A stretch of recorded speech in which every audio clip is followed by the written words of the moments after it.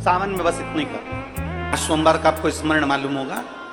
सावन के कई बार 4 सोमवार पड़ जाते हैं, कई बार 5 सोमवार पड़ जाते हैं। 5 सोमवार का आप लोगों ने तो सुन रखा होगा ना, 5 सोमवार की महिमा क्या है। सावन के महीने के 5 सोमवार की महिमा क्या होती है, तो कहा अगर 5 सोमवार सावन के महीने में पड़ जाते हैं तो शिव पंचायत का पूरा पुण्य एक शंकर पर जल चढ़ाने से पूरा फल प्राप्त हो जाता है। शिव पंचायत श्रावण का पहला सोमवार होता है शिव तत्व का, श्रावण का दूसरा सोमवार होता है देवी तत्व का, माँ दुर्गा, माँ भवानी।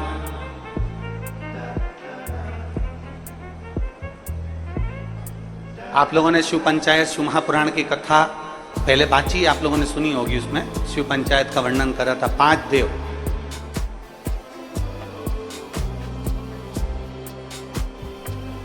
शंकर भगवान, स्वयं पंचदेव में प्रथमता प्राप्त कर बैठे, मां दुर्गा, भगवान नारायण शिव पंचायत में, भगवान भास्कर देव और स्वयं भगवान शिव के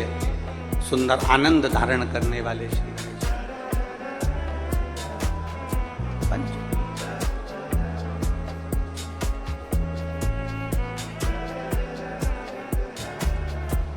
अब प्रथम में शिव, दुर्गा, नारायण, भास्कर देव, गणेश जी, ये सब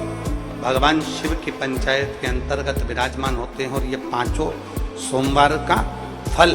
हमें प्रदान करते हैं। 5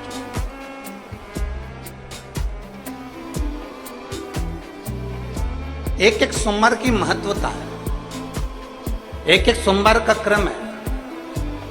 कई माताएं उस क्रम को धारण भी करती हैं, ऐसा नहीं कि कई माताएं नहीं करती हैं, सबका अपना अपना नियम होता है। कोई शिव मंदिर में जाता है तो एक अक्षत, एक चावल का दाना शिव जी को समर्पित करता है, कोई मंदिर जाता है तो एक पुष्प शिव जी को समर्पित करता है, कोई मंदिर जाता है तो एक बेलपत्र शिव जी को समर्पित करता है, कोई मंदिर जाता है तो जल समर्पित करता है। सबका अपना अपना भाव है। रुद्राक्ष के जन्म की अनेक कथा, पर भाग्यशाली हो आप जो 72 साल बाद ये जो सावन का महीना आया है, सोमवार से सोमवार तक का, कहते हैं इस सावन में जो सोमवार से सोमवार तक का सावन रहता है, सोमवार से शुरू सोमवार से विराम, अगर आपके घर में रुद्राक्ष है, आप रुद्राक्ष धारण करते हो या रुद्राक्ष अपने घर में रखते हो, तो उस रुद्राक्ष को छोटी सी कटोरी में रखकर या एक पात्र में रखकर 7 बार किसी भी अमावस पर, सावन में जो अमावस्या पड़ती है, ये सोमवार से सोमवार वाली सावन, इसके बाद वाले सावन का वर्णन नहीं कर रहा, हम इस सावन की बात कर रहे हैं। या तो अमावस, पूर्णिमा, त्रयोदशी, चतुर्दशी या प्रदोष, शिवरात्रि, अष्टमी, ये ऐसी तिथियां हैं जो सोमवार से सोमवार तक का जो सावन होता है, सावन में कटोरी में रखकर, प्लेट में रखकर, थाली में रखकर 7 बार अपने घर में अगर रुद्राक्ष तो उसको बलवान बनाने के लिए इसी सावन के महीने में 7 बार तो जल, 5 बार दूध गौ माता का और 2 बार गाय का घी उस रुद्राक्ष पर लेपित करना चाहिए। और फिर उस रुद्राक्ष को धूप बत्ती हो या घर में गूगल की धूप हो, वो धूप बत्ती से उस रुद्राक्ष को सिद्ध कर लेना चाहिए। कुछ नहीं आता ना, शिव का नाम लो, श्री शिवाय नमस्तुभ्यं बोलो और उस रुद्राक्ष का स्पर्श कर कर अपने गले में धारण करते हो तो गले में, पूजन में रखते हो तो पूजन में, या किसी कार्य सिद्धि के लिए रखते हो तो कार्य सिद्धि के लिए। अगर ये सोमवार से चालू होने वाले सावन को, सोमवार से विराम होने वाले सावन में अगर हम सिद्ध कर लेते हैं तो वो रुद्राक्ष हमारे जीवन का सबसे श्रेष्ठ रुद्राक्ष हो जाए।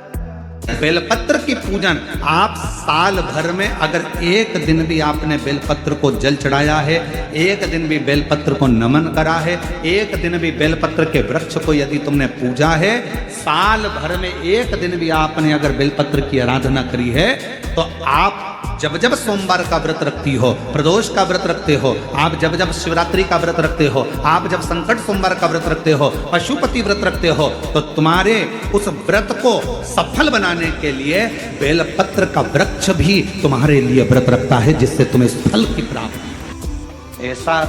सावन की शिवरात्रि में या सावन के सोमवार में ऐसा क्या रहता है? श्रावण की शिवरात्रि में, श्रावण के सोमवार में इतना महत्व क्या रहता है? क्या 12 महीने शिवरात्रि पर ऑनलाइन पूजन नहीं कराते? पर सावन के महीने की शिवरात्रि आई कि आप ऑनलाइन पूजन कराते हो और पूरा विश्व, देश, भारत देश ही नहीं पूरे विश्व में, विदेशों में भी लोग ऑनलाइन पूजन करते। आखिर क्या रहता है? मेरी जीजी से, मेरी बहन से निवेदन है, तुम दुनिया के साल भर में कितने भी व्रत कर लो, तुम कितने भी उपवास कर लो, तुम कितनी भी पूजन कर लो, तुम कितना भी अनुष्ठान कर लो, सारे व्रतों पर, सारे अनुष्ठानों पर, सारी पूजन पर सावन के महीने